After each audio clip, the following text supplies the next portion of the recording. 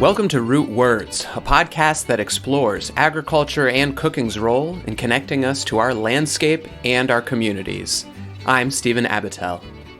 Root Words is a collaboration between Vermont Farmers Food Center, Shrewsbury Agricultural Education and Arts Foundation, Shrewsbury Historical Society, WEXP, and many other community members.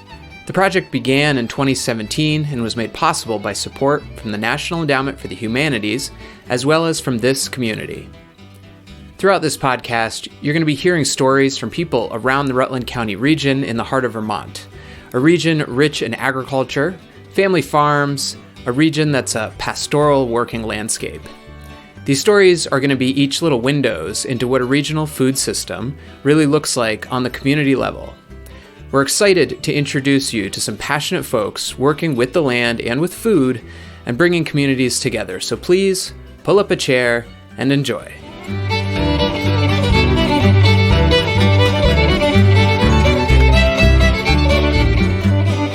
In this episode, we'll explore the tree that links so many of us to both community and landscape, the sugar maple. We'll meet farmer Greg Cox to learn a little bit about how the modern maple industry has been shaped. Then we'll meet Jessee Lawyer, an Abnaki chef who's connecting with indigenous foodways. Then later, Grace Brigham hosts a community's Stories from the Sugar Bush. So we are back this episode with Kara Fitzbeauchamp of Evening Song Farms. How's it going, Kara? It's great. And we have maybe the most Vermonty episode potentially ahead of us here. We're gonna be learning a bit more, hearing a bit more about sugaring. I can't wait. Have you ever been to Terry's Sugar House? Yeah, Sugar yeah, House totally. Party? It's delightful. Oh my gosh. It's a highlight. Actually, it's one of the first parties we went to when we moved here. That was one where I was newly back in the state, and I just felt like I have arrived. Yeah, totally.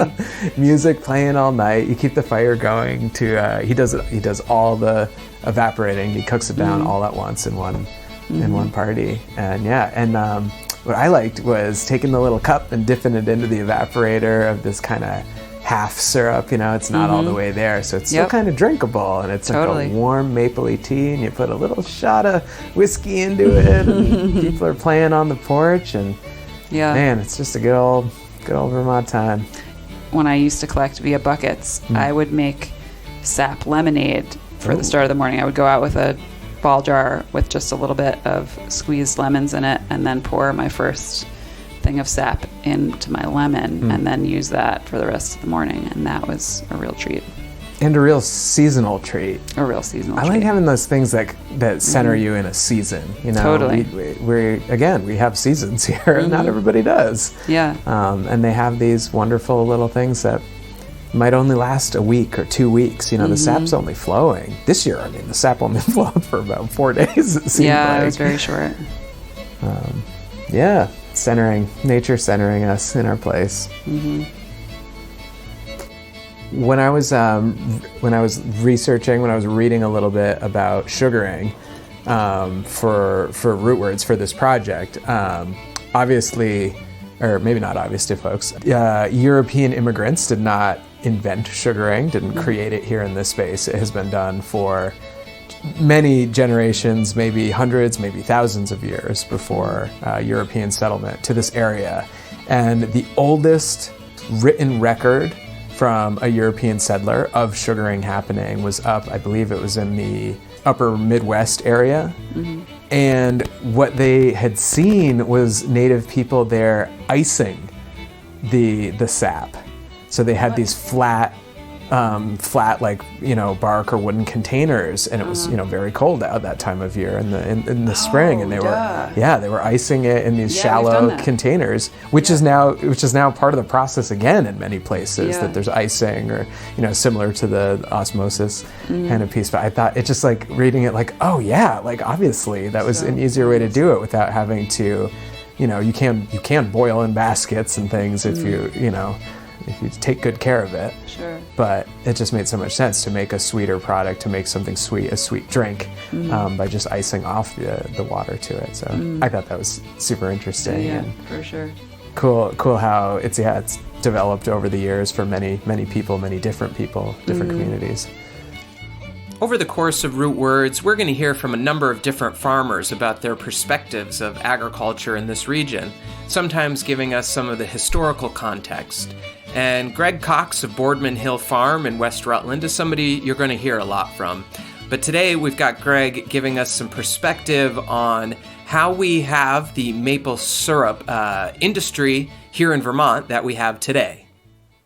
Well, when you say Vermont maple syrup, every image that conjures up in your head is because of Bill Clark.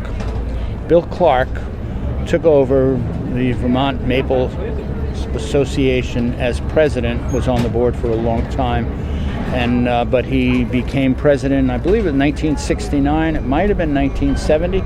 He ran that organization for 32 years, and in the early 70s, the bottom was dropping out of maple.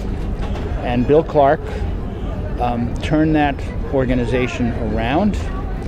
He created the Institute of Maple, the International Institute of Maple Syrup, and he works with Canada, some of the largest retailers and corporations dealing with maple, and he was president of that organization for 1 2-year term. So it starts. Bill was storage pots over here. Rising water floats all boats. Bill embraced all the changes that came into maple, from tubing to reverse osmosis. Even as an old timer, when people tend to resist change, Bill embraced change. He and his Maple House in Wells, which at one point was the largest evaporator in the state, started open house there, which now every spring, Maple open house, all the sugar houses. That's Bill Clark. The man was so innovative and creative and had the vision to see what was needed. Started the farmers market in Rutland, and he marketed maple to make it what it is today. He was responsible for that brand. An amazing individual.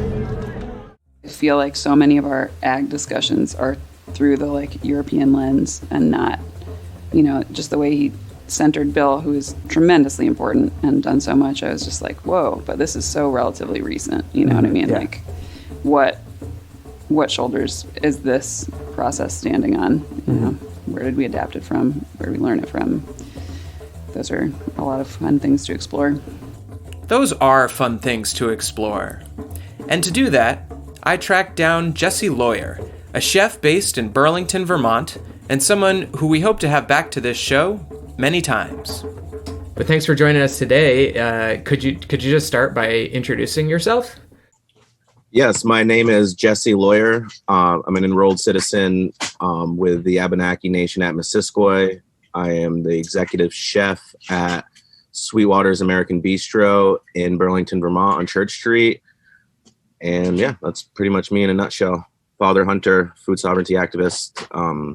I work with Chief Don and the Abenaki Land Link Project, and I've been developing recipes for the Abenaki people using our cultivars and wild game and a number of various forage items to bring delicious and healthy meals to the community using our traditional landscape.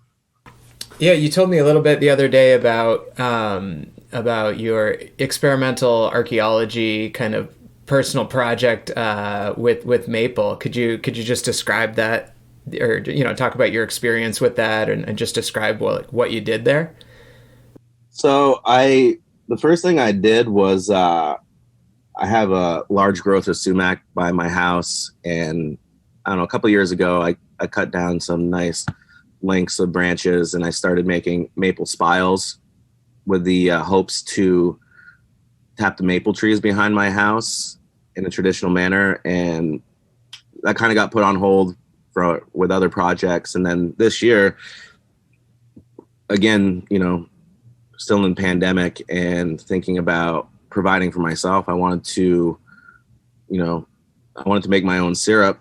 And so I started thinking about trying it the traditional way, using no seam birch buckets to collect sap, and cutting holes in the tree with an axe and tapping it with either the sumac spiles or little maple shims to collect the sap and put it into the bucket, and then boiling it over a fire. It's a very specific birch bark thickness, and I was told it's from the gray birch that you need to make the no seam buckets, so that way your sap bucket doesn't leak.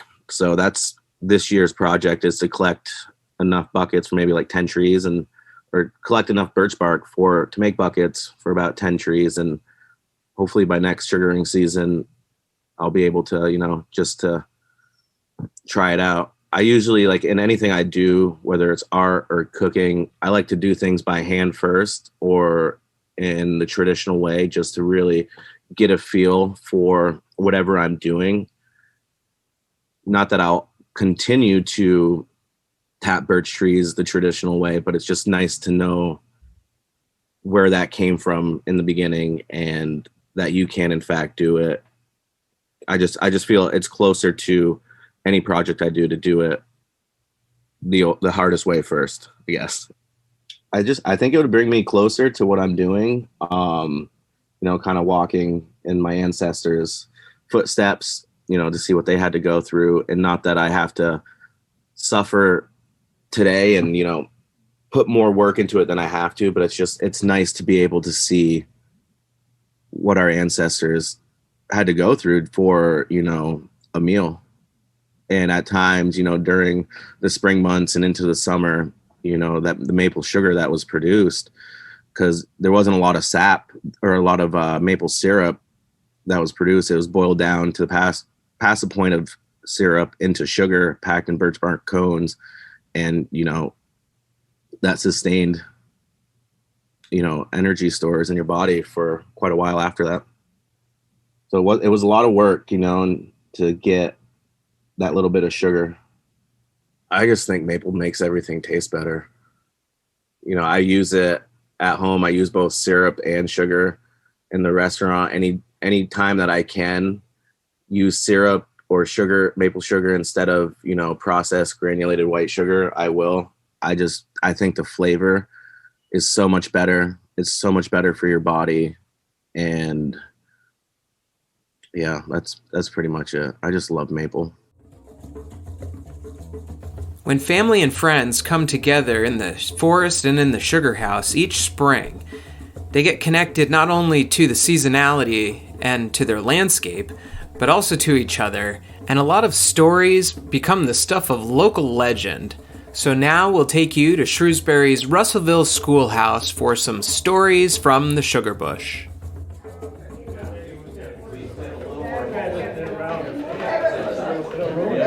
Nobody's listening. No. Jabber.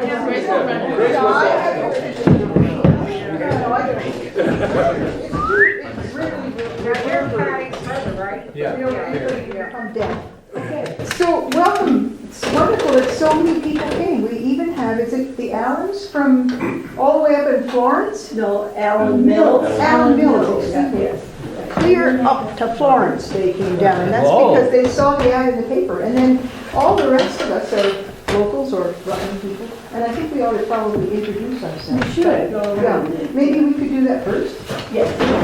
Okay, so if we could start with Mr. Smith here. Would you introduce yourself, please, and tell us where your sugar house is? Okay. You don't have to get up. I have to think because it changed. Bill Smith. I live in the center of the town, and my oldest son, Jeff, is now doing the sugar business and beef cattle. I'm not going to get up. I'm B.J. Stewart. Right. And do you want to say anything about the Stewart Maple Empire? Yeah, Maple Empire. That's great. My son and grandson have got a good operation going in Cuttingsville. And they're all welcome to come and look at it at any time. About how many taps? Somewhere around 30,000. I'm Al Rutland. I'm down in the village. And we've sugared pretty much ever since the Rutlands have been there in the village. And to my knowledge, there's been 4 sugar houses. One of them was right where the old barn is now, which burnt back middle 20s. And then they built the one up on the side hill, up in the so-called pasture, up in rose bushes. That one, my father sugared there for a number of years. When I was a kid, it was always 1,000 buckets. And where we tapped in, those trees have been all logged off. Well, I started tapping trees when I lived in Weston in the 70s, but I was selling sap then, and I sold sap up here for a while. But then I thought I'd make the big bucks. So I built and you carry on. And don't forget fudge. Fudge, yes. Oh, Well, the world that started finest because maple fudge. we make darker syrup than most people because of the innovations that are, the way our pans are set up and the way we boil. And so we tried to find a market for the darker syrup, and the fudge seemed like a good way to, turn it into something that would sell. And that kind of took off. Could you tell us a little bit about your fame in the New York Times? That was a long time ago. But it's still worth telling. Sometime in the late 90s, the food editor for the New York Times somehow got a hold of some of our fudge. I think she has a summer home in Vermont or something, and she got it somewhere. And so I get a call, and she says, well, I just wanted to verify your address and everything, because you're going to be in my article next week. And I thought, oh. I'm Lisa, and I work at Sterling Ranch with Doug here. And he's in charge of sugaring, and I just help him out, and I do whatever he tells me to do. I never question anything. It's really docile. Yeah. We never come to a head at all. I'm just Doug here, and I work at Spring Lake too. I've been there about 20 years, and the way we've sugared has changed a little, but not too much. We try to keep a lot of hands busy, and in that effort, it also means that we try to stay simple. And we do put a lot of buckets up still, because we can collect with 20, 25 hands working with us. So this year we had about 1,300 buckets up. Sometimes we do nearly 1,800, and then we've got another 1,500 on tubing. And this interests some people. Recently converted from a vacuum system back to gravity. So there's a little backtracking, not the normal trajectory that you hear about in sugaring, but for our program, actually potentially better. I think that the more we were trying to keep on top of our gauges and make sure our water cooling tank was still getting its feed, that the machine was working, we were distracted from working with people, and so those little finicky things, I think they do kind of add up, and we have a few people that have the knowledge to do the fixes, but those people then are drawn out of roles that they could play in other ways that are more people based. So we're kind of taking a step backward, but it's kind of forward in its own way for the kind of operation we run. So for people from away, Spring Lake Ranch is a therapeutic community, and so one of the theories, or not the theories, but the purposes of the place is to have people get out in the fresh air and work with other people and get physically tired and have good food to eat.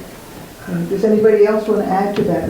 But it's so interesting to think that you've stepped back to more hand work instead of forward to more technology. Our syrup has it exists to serve our program, so yeah. it needs to fit the feel of the people as less than the product. I grew up the other side of Syracuse near Snow Belt. So we sugared there. We sugared with horses and sleigh. I remember my father had blown with wood. And 2 big gray Belgians used to gather sap with. I'd be sat on top and bob along with that. I can remember that.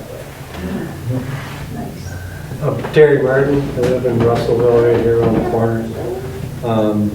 I started sugaring in Michigan. My dad, all my siblings and us would hang bags on trees and boil in milk jugs. I got a little quick story though. About 3 years ago, we were up, it was a couple days after town meeting, we were tapping out, and Fall Segalia came up, and there was probably 3-4 foot of snow up there that year. It was a deep one. And his dog come up, and we're all standing there, and we're chatting, and all of a sudden the dog just started going to China, just digging straight down, and all of a sudden it whipped its head out, and it popped out a flying squirrel. A flying squirrel ran up Paul's leg, and jumped up on a maple tree, another maple tree, and then we're all going, could this be true? And then we look up over to our right, and there's an owl watching the whole story. It was the funniest thing. Well, I'm Grace Corson. My maple sugaring career goes back probably further than any of yours. I think Dad inherited the maple operation when he moved down to the farm in '37. My earliest memories are when I think I was 3. We had a team of horses, and it was pretty much a one-man operation. The horses were voice controlled. They knew how to go from one spot to the other while he gathered. And I can remember I had a gallon's paint bucket I was supposed to help him with. And I can remember getting off that sap sled and the snow being so deep that I went right out of sight. That was pretty much the end of that operation. And that's the time I stayed on the sled. It was a great operation for kids. I guess nowadays you don't let 3 and 4-year-olds hang out in the sugar house, but we did all the time. My name is Alan Mills. First off, my father was talked into sugaring by my grandfather and my father's hired man. My father didn't like the sugar. In fact, he didn't like maple syrup. And he loved pancakes, but he had to have, Mrs. Butterworth. But he wouldn't put maple syrup on there. And then about it was in the probably early 70s,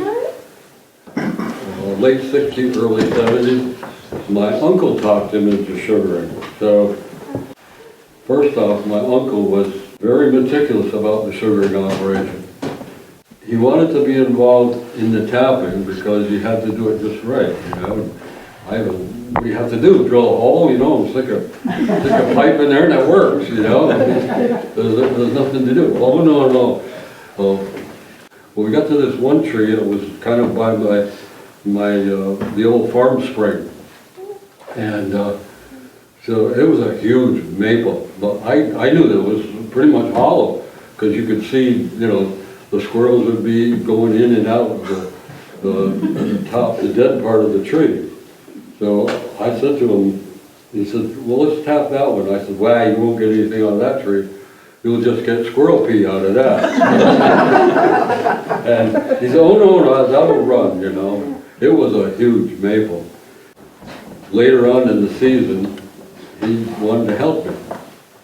He'd move, to all the different places, and I'd gather for him.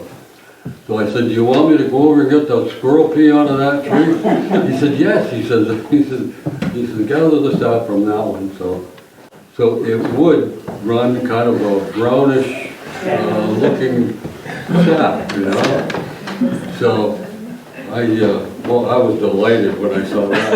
He was with me, So I brought the bucket over to the trailer where my uncle was, and I said, what do you want me to do with the squirrel pee? Pour it right in here? No, he said, dump it on the ground. But anyway, that's my sugaring story. I'm Bobby Mills, and I'm Alan's wife. And I think our first date was at a sugar house. And we went to the house to meet his mom, and she said, oh, we're at the sugar house. So, of course, it was my first date, you know, I'm dressed up and and I wasn't sure I wanted to be in that sugar house, but I went in there, and of course it was dripping the way it does sometimes, I guess when the sap is ready. And so that was my first experience. I think we should give a hand to all these wonderful stories.